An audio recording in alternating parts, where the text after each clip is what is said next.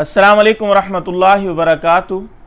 कुर्बानी में बड़ी मुश्किल से 2 ही दिहाइयाँ रह गई हैं, तो एक सिलसिला हम शुरू कर रहे हैं कुर्बानी के मसाइल, क्योंकि बहुत ज़्यादा हैं तो रोज़ाना 3 मसले आपकी खिदमत में रखेंगे।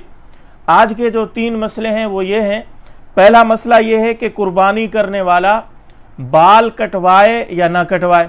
आम तौर पे लोगों में मशहूर है कि जिसने कुर्बानी करनी है वो यकम ज़िलहज्जा से लेकर कुर्बानी के दिन तक बाल न कटवाए और इसको ज़रूरी समझते हैं, जबकि ये मुस्तहब अमल है।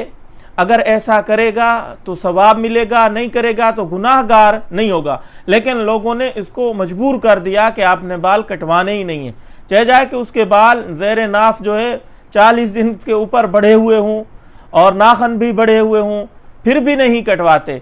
तो मेरे दोस्तों याद रखना, अगर तो आपने इतने ज़्यादा बाल नहीं बढ़े हुए ज़ेर नाफ या दूसरे बाल, फिर आप ना कटवाएं, मुस्तहब है ये अमल। अगर वाजबी हद तक पहुँचे हुए हैं, उनका काटना ज़रूरी है, तो फिर ज़रूर कटवाएं, बाल भी कटवाएं, नाखन भी कटवाएं। और इसी के साथ ही मिलता जुलता एक मसला ये है कि किसी जानवर के अगर बाल कटे हुए हैं तो उसकी कुर्बानी जायज़ है या नहीं। तो उसकी कुर्बानी बिल्कुल जायज़ है। हाँ, अलबत्ता एक बात ज़रूर है कि किसी ने जानवर ख़रीदा, ख़रीदने के बाद उसके बाल अगर उसने काटे हैं तो ये काम उसने अच्छा नहीं किया। कुर्बानी फिर भी हो जाएगी, लेकिन इस काम की वजह से उन बालों की कीमत सदका करनी पड़ेगी। जो बाल उसने काटे हैं उसकी कीमत सदका करनी पड़ेगी। आज का दूसरा मसला ये है कि किसी ने कुर्बानी के लिए जानवर ख़रीदा, घर ले आया, फिर उसको फ़रोख्त करना चाहता है तो फ़रोख्त कर सकता है या नहीं।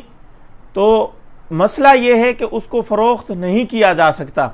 और एक दूसरी बात यह है कि बाज़ लोग घर के अंदर जानवर पालते हैं और कुर्बानी की नियत करके पाला कि मैं कुर्बानी के लिए इसको ज़िबा करूँगा, तो फिर उसको अगर ख़रीद व फ़रोख्त करना चाहता है उसकी, तो इसको ख़रीद फ़रोख्त कर सकता है।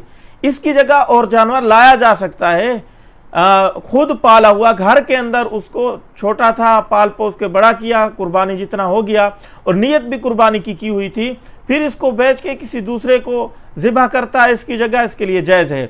लेकिन ख़रीद के लाया था फिर इसको आगे बेच दिया, कुर्बानी की नियत से ख़रीद के लाया था फिर आगे बेच दिया है, तो ये अमल इसका दुरुस्त नहीं है। आज का तीसरा मसला ये है कि एक जानवर अंधा है या काना है या उसकी बिनाई तिहाई हिस्सा उसकी बिनाई का चला गया या तिहाई से भी ज़्यादा चला गया है, तो इस जानवर की कुर्बानी जायज़ है या नहीं। तो उलमा फरमाते हैं इस जानवर की कुर्बानी जायज़ नहीं है जो अंधा है या काना है। अंधा यानी बिल्कुल दिखाई नहीं देता, काना यानी एक आंख से दिखाई देता है, एक से दिखाई नहीं देता। तिहाई हिस्सा बिनाई का चला गया या तिहाई से ज़्यादा चला गया है तो इसकी कुर्बानी जायज़ नहीं है। हाँ, अलबत्ता तिरछी आंख से कोई जानवर देखता है तो इसकी कुर्बानी दुरुस्त है, जायज़ है। उम्मीद है ये तीनों मसले जो मैंने आपके सामने रखे हैं आपको समझ आ गए होंगे। मुझसे समझाने में कमी कुताही हो गई या मैंने कोई चीज़ गलत बयान की है तो कमेंट के अंदर ज़रूर आगाह कीजिएगा। इस क्लिप को सदका जारिया समझते हुए ज़रूर शेयर कीजिएगा। हमारे चैनल पर नए हैं तो इसको ज़रूर सब्सक्राइब कीजिएगा। सारी बातें ज़रूर कीजिएगा, हमें भी दुआओं में याद ज़रूर रखिएगा। अस्सलाम वालेकुम व रहमतुल्लाहि व बरकातुहू।